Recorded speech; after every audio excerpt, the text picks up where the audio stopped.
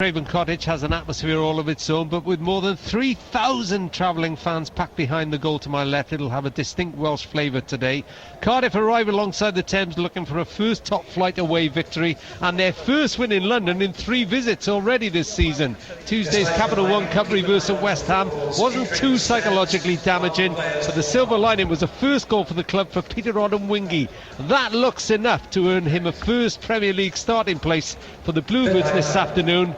And the word is that Craig Bellamy will make way and drop to the bench. Fulham haven't recorded a Premier League win here since the April the 1st last season, when they guaranteed their Premiership safety. A League Cup win though in midweek over Everton has lifted their spirits, but the Bluebirds army will be hopeful of returning down the M4 with reasons to be cheerful. Craig Bellamy makes way for Peter Odemwingie's first Premier League start, being rewarded for that first goal for the club at West Ham in the Capital One Cup in midweek. So the Cardiff side, David Marshall in goal. Across the back, Tearfield, Catherine, Colker, Turner, Taylor, Medell, Gunnarsson, Kimbo Kyung and Whittingham. Odemwingie we think will play wide on the right, with Fraser Campbell leading the line, and as Kevin Ratcliffe predicted, it will be Bent and Berbatov up front for Fulham.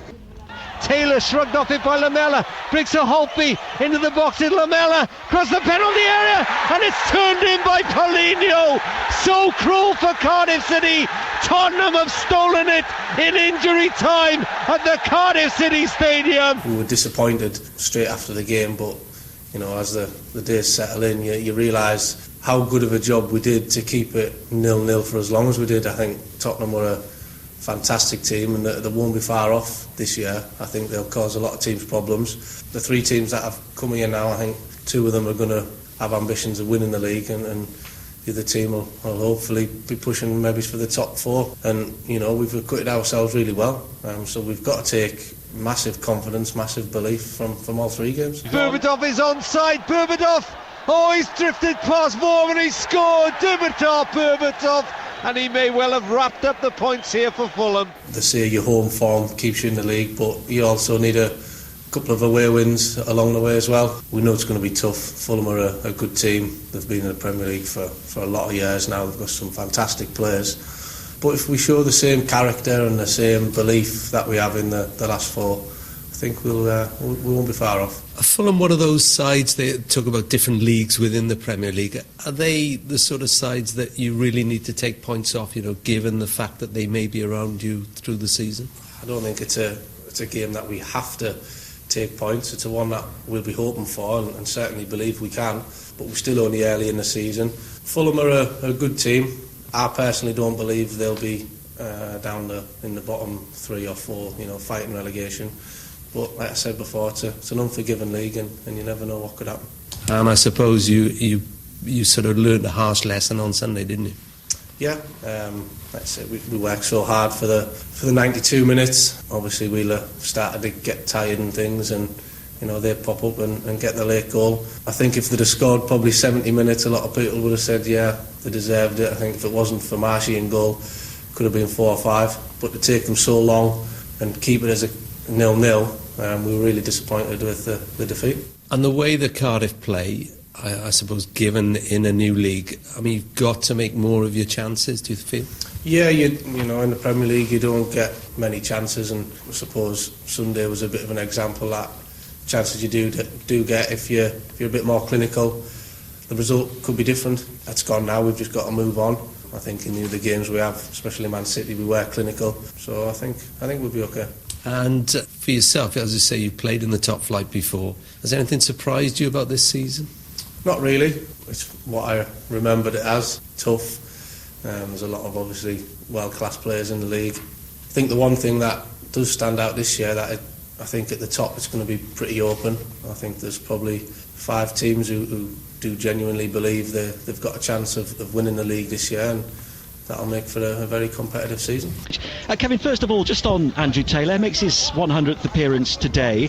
I think it's fair to say that back in the summer, perhaps when people were drawing up their expected Cardiff sides this year, fair to say that not everyone would have had Andrew Taylor down for that left-back spot. I think it was one position that you're hoping that can he make that step up, and will he make that step, and hoping that he would, and I think he has. I think he's shown that he can actually adapt to this level. He's quick enough to play as a full-back. It's a consistency level you can get out of him, isn't it? And obviously the more wins you get and the more points you get, you'll get a lot more confidence, and you get that consistency as well. So he's proved to be a good signing by Malky, and he's one that, would there have been a question mark on it? I suppose a question mark on everybody, that played in the Championship last year to come and play in this Premiership this year. It's a big step up, but it was one that you were hoping that might just step up to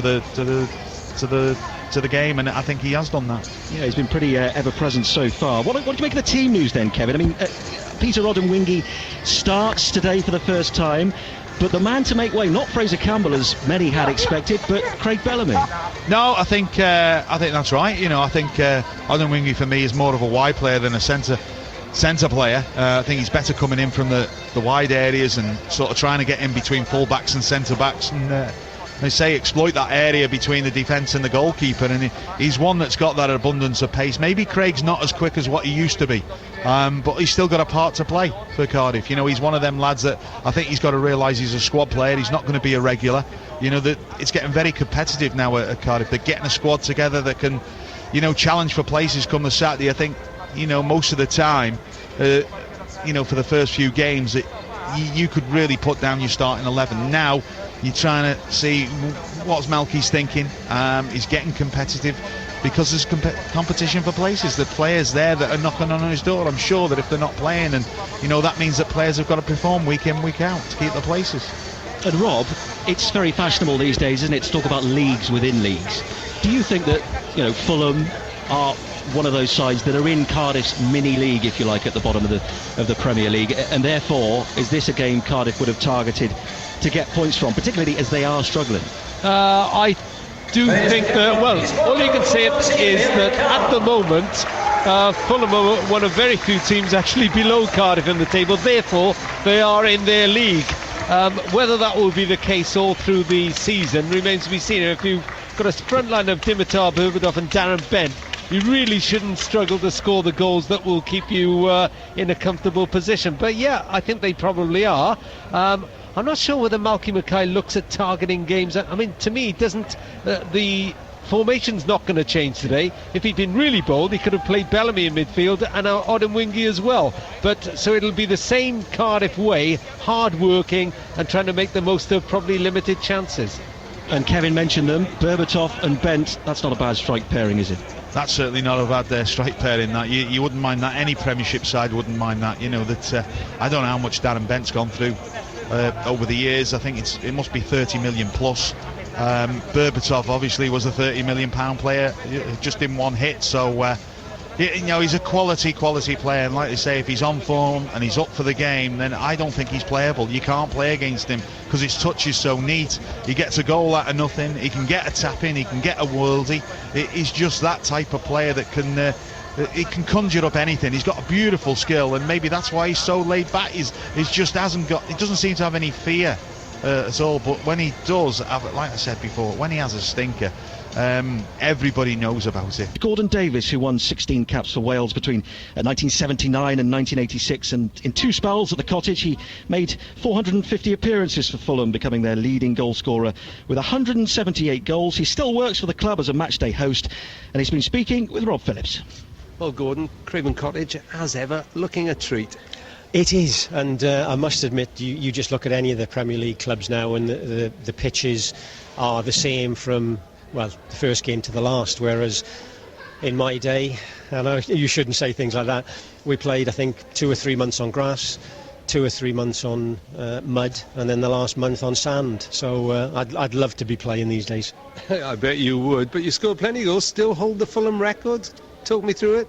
Well, yes. In short, I've got Damien Duff, who's the closest to me at present of the playing staff, and I think if he scores, I believe it's another 159, he goes past my record, which is 178.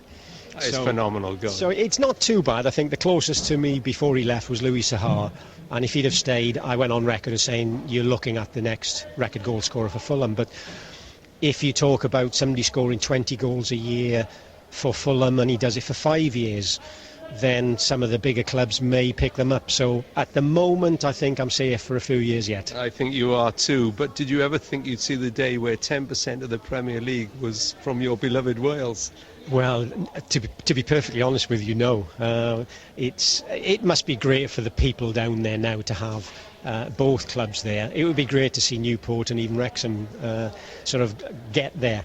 But you look at what Swansea have done, you look at what Cardiff are doing, and everything seems to be going in the right direction. It's going to give, I think, a lot more youngsters the impetus to go down the football route rather than other sports in South Wales as well. And hopefully we see more of the Welsh players coming through at both clubs as well. And Cardiff City today, what are Fulham expecting? Well, you're going to expect them to work their socks off. I was on another radio station midweek saying that the Cardiff crowd are bonkers, and I mean that in the nicest possible way, because they are going to be so vocal as Swansea were when they came up. I'm expecting a lot of Welsh songs, but hopefully I can join in. I don't get too many sort of dirty looks from the Fulham supporters around me. But they're working ever so hard. I think they know technically they may not be the best 11 in the world, but sometimes you don't have to have the best individuals. As long as you're a good team at this level, you work together and you work as one, you will create problems for most teams in this division. And it showed on that first day when they beat Man City. I don't think anybody would have put any money at all on that result coming out at the end of the day. But it shows what they can do if they're all in it together. And it's going to be a tough game for us. We haven't started the season at all well at home, whereas before it used to be, and I hate using the word fortress, but for the last few years it has been at home at the Cottage. But it's going to be a really, really difficult game, and Cardiff will, I think, press us all over the pitch. If we can get that first goal, it may settle us and the supporters down. But I think, as ever, if they get a bit of luck and they get the first goal, it's going to be a long, hard afternoon for both team and supporters alike. Prediction to finish with, will you have a sort of foot in both camps, or you're wearing your Fulham tie? Yes, well, with working on the corporate hospitality side here, they do pay my wages. At home, I always go for a Fulham win. Even when we play the big teams here, Man United, Arsenal, Liverpool, if we play well, we can beat anybody here. And yes, it's nice to see Cardiff back in the Premier League, but no, I'm going 2-0 Fulham today. 0-0 here at Craven Cottage, 10 minutes gone. Scott Parker has been replaced because of injury by Georgios Karagounis, the Greek international for Fulham. No real chances for either side, but Cardiff already settling into their pattern and looking well organised, Kevin Ratcliffe. Well, they're looking well organised, defensively and closing teams down, but, going forward in the last sort of third, really, they've not had any continuity as yet. This is Kimbo Kyung from the throw-in. Whittingham gets down the left-hand side. Don't think he's going to get that. It goes out for a goal kick. Nearly 11 minutes gone on the clock. It's 0-0. Cardiff corner, left-hand side. It'll be an outswinger taken by Whittingham. Whittingham takes it. Cameron, it's a goal for Cardiff City. It's Stephen Colker. A header at the near post this time. And once again, a Cardiff set piece pays off. 12 minutes gone. Fulham 0, Cardiff City 1. Colker gets his first goal for the Bluebirds, and Colker gets a goal in the first half for the very first time for Cardiff this season. And Turner clears for a corner. Cardiff having to defend Fulham's third corner, but we played 22 and a half minutes and they lead 1-0. Colker's goal after 12 minutes, a header from a left-sided Whittingham corner, powered in at the near post, giving Cardiff what at the moment is a deserved lead, but they're having to defend here. Across the penalty area went the ball into the Cardiff box, but it's cleared by Kimbo Kyung. Kevin Ratcliffe, are they value for the goal at the moment? Oh, definitely so. 22 minutes gone, and I don't think Marshall's had a save to make as yet. Plenty of balls coming in, maybe a few loose touches by the Fulham strikers that maybe have nullified the chances that they would have had, but they haven't. But no, Cardiff, great value for their lead at the moment. And I'll tell you what, they're rubbing the crowd up as well. The crowd are turning. You give it another 5-10 minutes and there'll be a few boos, I'm sure. They won't be happy with that, the crowd. The ball just bounced off the referee, Craig Pawson, to a Cardiff player inside the Cardiff half, and they've got it now. 23.5 minutes gone here at Craven Cottage. Fulham 0, Cardiff City 1. Cardiff on the attack, leading 1-0. Gunnarsson to Kim, edge of the penalty area. Forward to Whittingham. Whittingham brought down as he no, says the referee. But then Tearfield steps in to block Kasami. But Kashalinic follows up. And I think Kevin Tearfield-Katarine is going to be yellow carded for that. And it's still 1-0. Stephen Corker's goal after 12 minutes. A header from a Peter Whittingham corner. They've had the ball in the net since, with through Colker again actually, but Gunnarsson was penalised for impeding the goalkeeper Stockdale, and at the other end Marshall has denied Karagunis. But 32 minutes gone, Cardiff lead 1-0. Fulham, just 4 minutes before half time, they're making their second substitution. Kacaniklic is going off, and I think it's Brian Ruiz, the Costa Rican striker. But Cardiff still lead 1-0. Stephen Corker's header after 12 minutes. And the only worry, Kevin Ratcliffe, it's not more, because they've had 7 corners. I'm just wondering how they're going to play now, because Brian Louise, he's one of them that likes to float a little bit. I mean, my first sight of him was against Wales. Yeah, for Costa Rica. And it looks as if he's playing in a little hole in midfield. They've lost it in midfield, see, Rob. They've changed the system. They were playing like sort of a Berbatov in the hole off Bent, but now what they're doing is I think they're going to be playing with 2 strikers. David Luiz sort of off them. Yeah. And then a bit more control, that's what they want. Yeah, and with 4 minutes to go to half time, Cardiff still lead 1-0. Reed to the full-back down the right hand side to Ruiz, the substitute, kills it. Oh, brilliant goal from Brian Ruiz. What an impact the substitute has made from 25 yards. A touch of class, and after all the Cardiff chances, all the Cardiff pressure, Fulham have struck back just before the break. The change pays off. Brian Ruiz has equalised. It's Fulham 1, Cardiff 1. Well, I would actually say the second substitution that Martin Jones made, and I think it was tactical as well, bringing on Brian Louise, and they couldn't combat the 3-man midfield of Cardiff, with Berbatov trying to pick up Madal. It's not his game, tracking around and running around and closing down, and as soon as they changed it, David Luiz was he filled in that role really, really aptly, and Berbatov pushed further on. But up until then, it was all Cardiff. I mean, 8 corners they've had in that first half, and every corner that comes in, you're thinking that they're going to get a chance. They've out-battled them in every area of the pitch. The one thing they haven't got is they haven't got another goal. It was 1-0, you're always giving the opposition, and I think he'll think that it's his birthday. Martin Joel, he's gone in at half-time with a consolation goal to make it 1-1. Oh, consolation goal. The consolation being that they weren't in the game in the first half. But, after playing so poorly, they go in 1-1. He'll think they're going to come out in this second half, up the game, and maybe come away with a win. What Cardiff have got to do is they've got to go out there with the same attitude in the second half. Expect them to come out and do what they were doing in the first half, closing down, make mistakes. But I must admit, Cardiff have been exceptional in this first half. We spoke before the game about the changes. Craig Bellamy not involved today. Peter Odemwingie coming in for him. How has he got on in the first half? He's done very well. Kevin Ratcliffe made the point quite late in the first half. He didn't think he'd given the ball away yet, and he's causing problems with his mazy running, always looking to get into the penalty area to support and have a shot. No, I think there's absolutely nothing wrong with the way Cardiff are playing, other than the fact that they've had far more chances than they've taken, and they should really be leading rather than just drawing. I think Malky Mackay will be devastated at half-time, not least as well because the one time they dropped off in that first half, Brian Ruiz made them pay with a beauty from 25 yards just before the interval. It'll be a big win for Cardiff if they can do it, Rob. Do you think they have performed well enough in the first half to go on and get all 3 points? Oh, if they can come out to half in the second half and really give the same sort of performance. Every time they had a corner, Ian, they looked dangerous. Stephen Colker scored from a corner. Unusually, because Bellamy's on the bench, Whittingham is taking them from both sides, so they're out swingers and in swingers. But no, I think it's there for them still. It's number 13. Cardiff City are about to make a substitution. Kim is going off and Jordan Much is coming on, and it's 55 minutes gone. It's 1-1, but Fulham have a corner from the left side with their goal scorer Brian Ruiz, who cooled in a super shot just before half-time after Stephen Colker had given Cardiff the lead on 12 minutes. In a half they dominated. Fulham have a corner, again their sixth of this second half. It'll be Karagounis to flight it from the left-hand side. Still 1-1 here at Craven Cottage. 74 minutes gone. Headed by Kasami, picked up by Marshall. He will clear Kevin Ratcliffe. Yeah, a little bit of pressure from Fulham. Seem to be just edging in front now and getting the better of Cardiff. Are they getting a bit tired?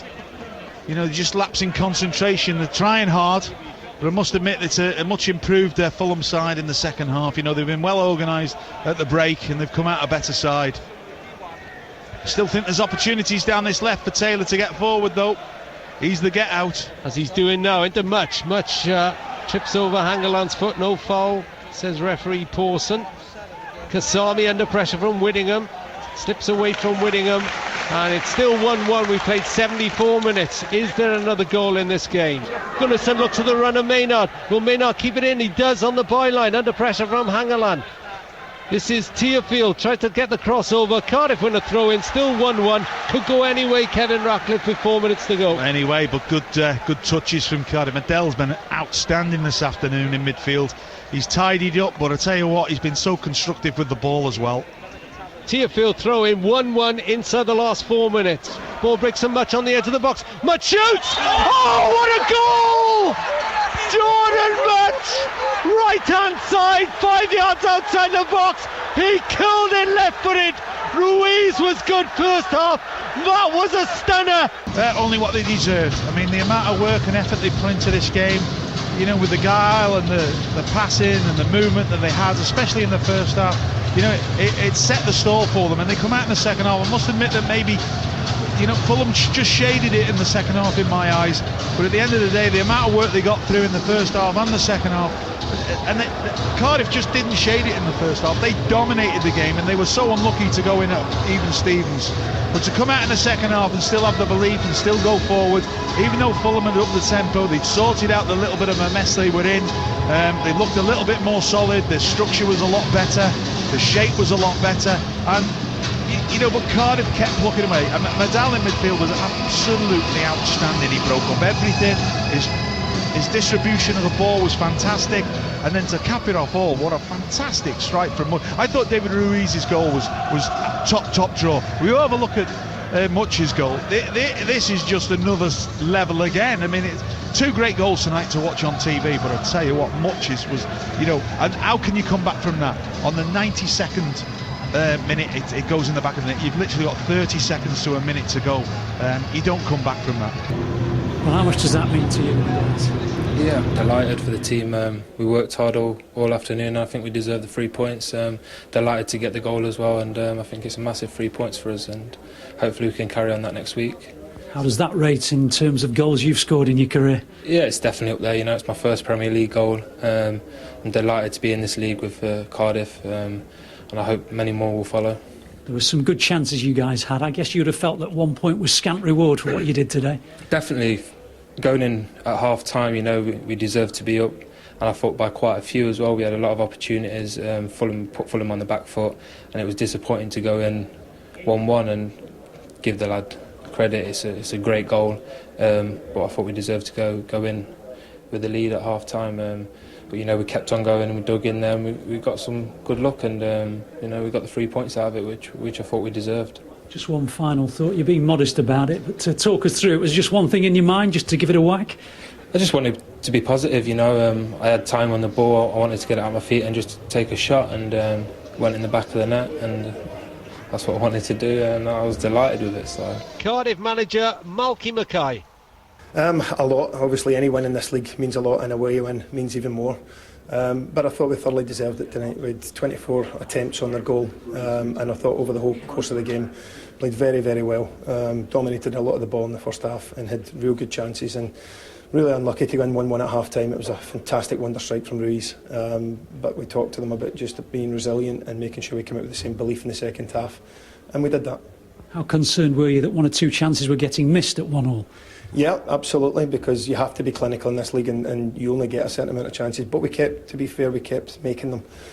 We put 3 substitutions on to try and go and win the game. One of them ended up doing that, but a fantastic piece of skill himself. But I thought overall the team actually deserved it. That was some goal. Did you see that coming? Well, he's got that in his locker. Jordan is a top young talent, and with both feet can strike off both feet long range. As did Ruiz. I think you've got a few players out there that could have done that today, and Fulham obviously ended up with a lot of attacking players on the pitch with flair, and we had to be careful as far as that was concerned as well. But again, I thought Gary Medell ended up with so much possession of the ball today, and it allowed us to flow. And going forward, I thought we looked good. If you'd have gone back with just a point today, would you have reflected on an opportunity missed? In reflection, I suppose we'd have looked at it like that, and to come down to any away game and get a point is a good result in this league. But at the end of the day, when you look at the performance and you see the way we played and the chances that we created, it probably would have been disheartening to do that. But we lost the goal in the last minute last Sunday, which we felt was a travesty. But at the same time, I think we deserved that today. Just one final thought. You've seen your side play in 6 games. Are there plenty of positives already for you? I think we can see that from the performances. Our fans can see that they were fantastic today. We brought 4,000 people here today, and I think they're seeing that. They're seeing commitment, but they're also seeing good football. And after 6 games, there's a lot of belief within a very good group of players that we can be competitive in this league. And after 6 games, Cardiff are 12th in the table, 1 place above Manchester United. From